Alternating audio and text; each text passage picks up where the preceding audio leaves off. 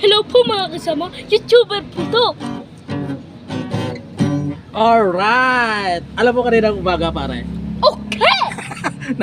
Almusal kami kaninang umaga. Okay! Baliwag. Anong paliwag? Si Charon. Masarap ba yun? Yes! Yan ang pinakamasarap sa almusal pare. Totoo ba? Baliwag. Oo. Totoo ba? Kasi sabi ni parang Genesis, magluluto daw siya ng Philippine Rabbit pananghalian. Darating kasi si Pare Pantranco. Oo! Si Pare Pantranco, bibisita.